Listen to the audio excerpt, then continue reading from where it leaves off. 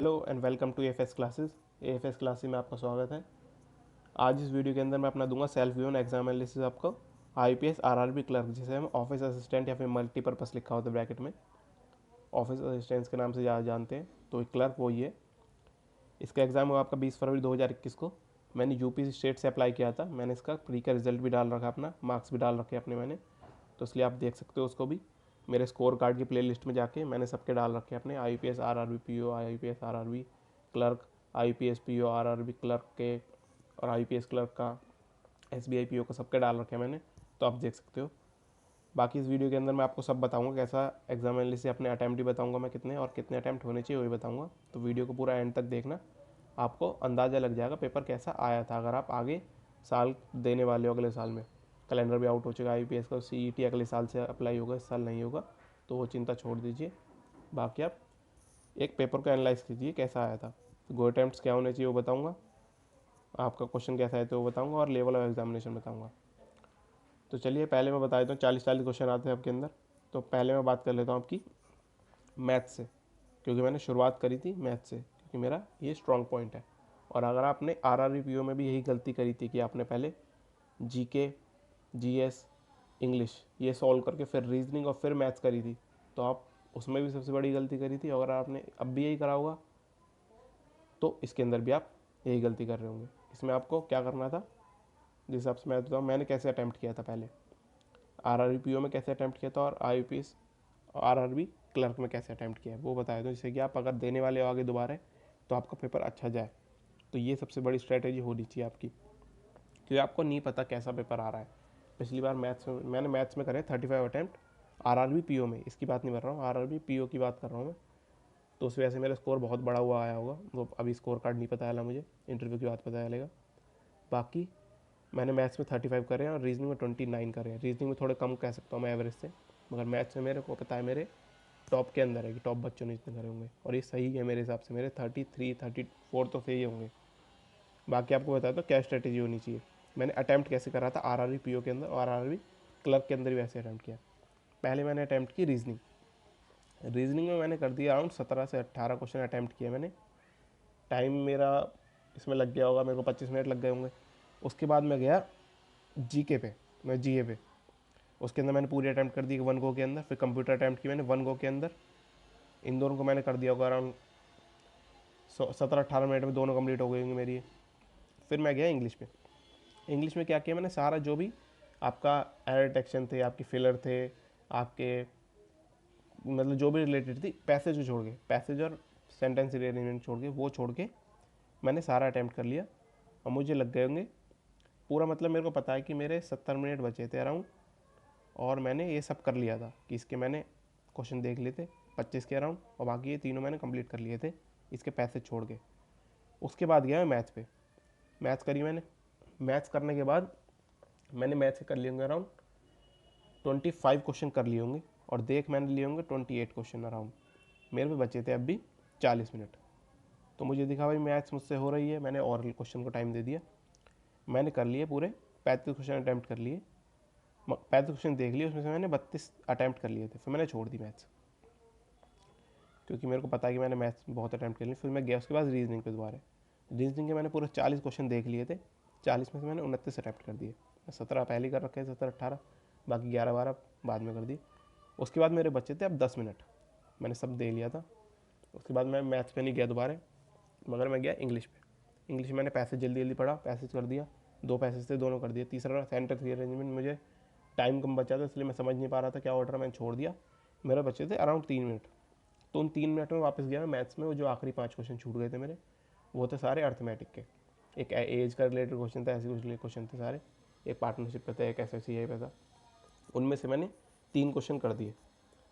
तो फिर ऐसे मेरे ओवरऑल 173 अटैम्प्ट हुए थे, मगर उसके अंदर से मेरे जीके में कुछ तुक्के भी थे। बाकी कंप्यूटर में भी मेरे कुछ तुक्के थे, मतलब जो मेरे को ठीक लगा वो मैंने लगाया। तुक्के नहीं कह सकते, इंटेलिजेंट गैस कह सकते हो। बाकी अब देखते हैं मेरे कितने नंबर आएंगे, वो मैं आपको स्कोर कार्ड शेयर कर दूंगा इंटरव्यू के बाद, स्कोर कार्ड हमारा आएगा तो। क्लर्क में भी बिल्कुल ऐसे ही कराया मैंने। तो आपको ये स्ट्रेटजी अपनानी है आगे भी, ये मैंने बता दिया आपको। अगर स्किप कर सकते हो आप इसको, इस पार्ट को। अब मैं बता देता हूँ एनालिसिस के बारे में, कि पहले मैं रीजनिंग की शुरुआत कर दूँ जिससे मैंने शुरुआत की थी। रीजनिंग के अंदर आपकी पजल्स दिखेंगे आपको भर के, कि 40 क्वेश्चन है और 5-5 क्वेश्चन है हर पजल में, अराउंड 5 या 4 तो होंगे ही, मैंने पूरा गिने नहीं कितने गिने, 5 क्वेश्चन है मेरे हिसाब से हर पजल के अंदर।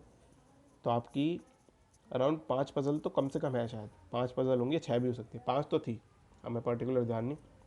बाकी आपके डायरेक्शन क्वेश्चन है और आपके ब्लड रिलेशन क्वेश्चन है, इनके 2-3 क्वेश्चन तो है ही। बाकी आपका मिसलिनियस में जो है कि मतलब वर्ड बनाना है, ऐसे क्वेश्चन थे। मतलब मिसलिनियस बच गया आपका, बाकी सारा इसमें कवर हो गया। और जो आपके सारा मतलब ऐसे था कि ये जो पजल थी, इसको अगर आप सोच के बना रहे हो कि मतलब एक ही पॉसिबिलिटी बनाऊंगा, तो आपको बहुत प्रैक्टिस की ज़रूरत है। मगर अगर आप पॉसिबिलिटी लेके बनाओगे ना, तो आप पहली बार ही जा रहे हो बिना प्रैक्टिस करे, बस आपको रीडिंग स्पीड तेज होनी चाहिए, ये पढ़ा कि ये इसके सेकंड टू राइट है, बस बना दी, 2 पॉसिबिलिटी बना दी, पहले इसके सेकंड टू राइट ऐसे हो गया, अगर नॉर्थ में देख रहा है तो, अगर साउथ में देख रहे हो तो ऐसे हो गया। अगर आप पॉसिबिलिटी लेकर कर रहे हो ना, 3 पॉसिबिलिटी मैक्सिमम बनेगी एक पजल के अंदर, और अगली लाइन या दूसरी लाइन के बाद वो कट हो जानी है, और आपको कुछ नहीं करना था, मतलब बस पढ़ना था, पॉसिबिलिटी बनानी थी, अगली लाइन में पढ़ना था, पॉसिबिलिटी काटनी थी, अगली पॉसिबिलिटी बनानी थी, बस 3 से 4 मिनट में पजल बननी थी। इतनी ईजी ईजी पजल थी, कोई पजल ऐसी नहीं लगी जो डुएबल नहीं थी। इसमें रीजनिंग ऐसा सेक्शन था जो आप स्कोर कर सकते थे। तो मैं अपने अटैम्प्ट ही बताऊंगा आपको, बाकी मैंने बता दिया है, अपने अटैम्प्ट ही बताना मुझे कमेंट सेक्शन के अंदर। बाकी मैं बात करूँ इसके अंदर इंग्लिश की, इंग्लिश ऐसी थी ईजी बिल्कुल, कि प्री लेवल, जैसे मान लो आप IPS क्लर्क के प्री लेवल जैसी थी। अब मुझे लगा ऐसा, मैं ये नहीं बोल रहा हूँ कि किसी को मुश्किल भी लग सकती है, मैंने हिंदी नहीं अटैम्प्ट करी, मैंने इंग्लिश अटैम्प्ट करी है, हिंदी के बारे में कुछ नहीं कह सकता, हिंदी मुश्किल भी आ सकती है। RRBPO में तो लेंदी थी, बहुत मुश्किल नहीं थी, मैंने भी इंग्लिश ही करी थी RRBPO में, क्योंकि हिंदी में मेरे को पता है कि हिंदी मेरे को आती है, मगर शुद्ध हिंदी नहीं आती बिल्कुल, तो इसलिए इंग्लिश मेरी एवरेज है, इसलिए मैं इंग्लिश करी थी। प्री लेवल थी, पैसेज के अंदर थे दो ही पैसेज थे इसके अंदर, बाकी सारा क्या था आपका, आपके हो गए फिलर्स, आपका क्लोज टेस्ट हो गया, एरर डिटेक्शन हो गए, और मतलब ऐसे क्वेश्चन थे, इजी इजी क्वेश्चन थे उसके अंदर, मतलब फ्रेज वाले क्वेश्चन जो होते हैं, मतलब आपके इडियम्स वाले क्वेश्चन, मुहावरे जैसे, वैसे क्वेश्चन थे। तो इसके अंदर आपका डुएबल थी ये भी, मतलब कि कोई ऐसा नहीं था कुछ खास, नॉर्मल एवरेज इंग्लिश हो जिसकी, वो तो आराम से स्कोर कर लेगा इसके अंदर, और जिसकी बहुत अच्छी है वो तो बहुत बढ़िया स्कोर कर लेगा। बाकी बचा हमारा अभी जीए की बात करूँ तो ये RRBPO जैसे था हमारा, RRBPO उसके अंदर जैसे क्वेश्चन पूछे गए थे उससे अलग था ये, मतलब ये कह सकते हैं हम IBPS PO जो था हमारा, उसके अंदर देखा था बिल्कुल बिल्कुल बहुत ईजी क्वेश्चन पूछ रखे थे। उन दोनों के बीच का लेवल कह सकते हैं हम इसको, कि RRBPO जैसा मुश्किल भी नहीं था और IBPS PO जैसा बिल्कुल आसान भी नहीं था, इन दोनों के बीच का लेवल कह सकते हैं हम इसको, कि ना ज़्यादा डीप में था और ना ज़्यादा ऊपर ऊपर से था। और मतलब करंट अफेयर ही पूछी गई थी, ये बात थी, मगर कि 5 से 6 महीने की करंट ही पूछी गई थी मोस्टली, क्वेश्चन ये नहीं करंट थे, स्टैटिक भी थे, स्टैटिक तो होते ही हैं, 10 क्वेश्चन के अराउंड स्टैटिक होंगे आपके 40 में से, बाकी 30 के अराउंड करंट अफेयर थी। करंट अफेयर पीछे की पूछी गई थी 6 महीने से थोड़ी, मगर मैक्सिमम 5 से 6 महीने का ही करंट अफेयर था। डिस्क्रिप्शन में मैं डाल दूँ करंट अफेयर से क्वेश्चन जो मुझे याद आते रहेंगे, पर्टिकुलर अभी याद नहीं आ रहे हैं। और आप कमेंट में भी मुझे लिख देना, जो भी जिस बच्चे को भी कितने भी क्वेश्चन याद हो वो लिख देना, आपको कंप्यूटर के क्वेश्चन याद हो, आपको जीके के क्वेश्चन याद हो, जीए के क्वेश्चन याद हो, सब लिख देना मुझे कमेंट में, जिससे कि बाकी बच्चे भी कमेंट में पढ़ लेना, जिससे कि उनको कंफर्म हो जाए कि क्या ये क्वेश्चन आए थे, और आंसर बाद में मैं इसके पूरा एक लिस्ट बना के आंसर भी डाल दूंगा अगर चाहोगे तो आप। और बाकी इसके अंदर मैं आगे बता देता हूँ आपको, कंप्यूटर ईजी आई थी, जैसे कि RRBPO में थोड़ी डिटेल में पूछी गई थी, मगर इसमें ऊपर ऊपर से ही पूछा हुआ था, कुछ ऐसा नहीं था। इनपुट आउटपुट डिवाइस के क्वेश्चन भी थे, बहुत ईजी ईजी क्वेश्चन भी थे, मतलब ये था 40 में से 30 क्वेश्चन जो थे, जैसा मुझे लगा, मैं अपने हिसाब से बता रहा हूँ, मैंने कंप्यूटर पढ़ी हुई हुई है अपनी ग्रेजुएशन में थोड़ी, और स्कूल में भी पढ़ी हुई है, कंप्यूटर आता भी ठीक से चलाना, नॉलेज है थोड़ी।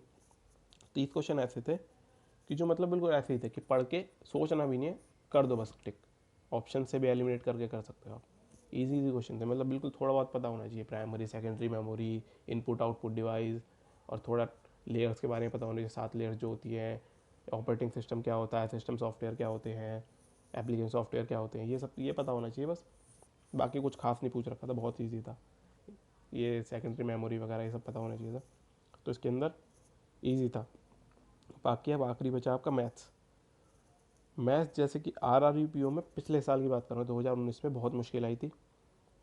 तो इस बार लोगों ने सोच लिया था कि RRB PO में मुश्किल आएगी, इसलिए अटैम्प्ट कम हुए, आखिरी में अटैम्प्ट किए। मैंने पहले ही कर लिया था, इसलिए मेरे को 35 अटैम्प्ट हो गए। मगर इस बार भी IPS क्लर्क में तो ईजी आती है, तो ईजी आई है।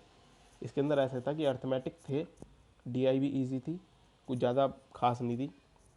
मतलब कि थोड़ी बहुत लेंथी कह सकते हैं हम, कि बस थोड़ा बहुत उतारना पड़ेगा आपको, कि थोड़ा बहुत परसेंटेज में दे रखा है तो आपको उसको आप नॉर्मल न्यूमेरिकल वैल्यूज़ में लिख लो कन्वर्ट करके, और फिर आपको बस डायरेक्ट क्वेश्चन पूछे हुए थे, दो दो तीन तीन लाइन के क्वेश्चन थे, तो थोड़ा पढ़ने में टाइम लग सकता है आपको, और फिर ज़्यादा घुमा फिरा नहीं रखे थे क्वेश्चन, डायरेक्ट करने थे। तो DI थी इसके अंदर आपकी अराउंड 4 तो DI होंगी शायद, 3 या 4 DI होंगी।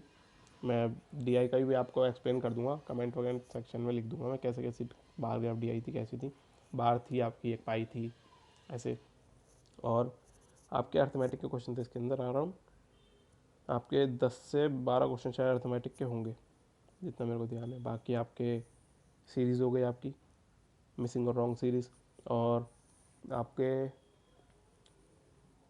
और क्वेश्चन कैसे थे पर्टिकुलर, मतलब इतने ही थे कि ऐसे बना कि 40 बन रहे थे कुछ, ये थोड़े ज़्यादा होंगे अर्थमेटिक के क्वेश्चन आपके, मतलब 15 के अराउंड अर्थमेटिक होगी, बाकी आपकी सीरीज़ थी इसके अंदर। तो इसके अंदर बस यही था आपका, मैं ओवरऑल आपके बताया तो अटैम्प्ट, गो अटैम्प्ट क्या होने चाहिए अपने अटैम्प्ट बताया तो। पहले मैं रख लेता हूँ मैथ्स, रीजनिंग, फिर GA, फिर कंप्यूटर, और फिर इंग्लिश। अब मैं बताया तो अपने अपने अटैम्प्ट बता रहा हूँ पहले मैं, और फिर मैं बताऊँगा कि गो अटैम्प्ट कितने होने चाहिए। मैथ्स में करे मैंने 37 अटैम्प्ट, ईजी थी मैथ्स अगर आप उसको पहले टाइम देते तो। बाकी इसको 1.25 से मल्टीप्लाई करेंगे क्योंकि 50 नंबर की थी, और उसमें कुछ गलत भी हो सकते हैं, जल्दबाजी में गलत पढ़ लिया हो मैंने तो। बाकी रीजनिंग में 32 अटैम्प्ट करे मैंने, ये कम है मुझे पता है, ज़्यादा होने चाहिए थे, मगर रीजनिंग मेरा स्ट्रॉन्ग पॉइंट नहीं है। मगर जिसका स्ट्रॉन्ग हो वो 40 भी कर सकता था, जो एक दो मिसलिनियस है उसको छोड़ दो चाहे, मगर बाकी जो सारी पजल थी वो बनाने लायक थी, कुछ भी ऐसा नहीं था कोई डिफिकल्ट थी। बाकी GA में मैंने 25 अटैम्प्ट किए, एक्यूरेसी के साथ आई, एक दो क्वेश्चन गलत हो सकते हैं। बाकी कंप्यूटर में मैंने 33 अटैम्प्ट किए, इसमें भी एक दो क्वेश्चन गलत हो सकते हैं मेरे। और बाकी इंग्लिश में मैंने करे 30 अटैम्प्ट। तो ये मैंने ओवरऑल अटैम्प्ट करे, इसके अंदर आप देख सकते हो ये 8, 10, 7 और ये 9, 15, 16, 167 अटैम्प्ट है मेरे।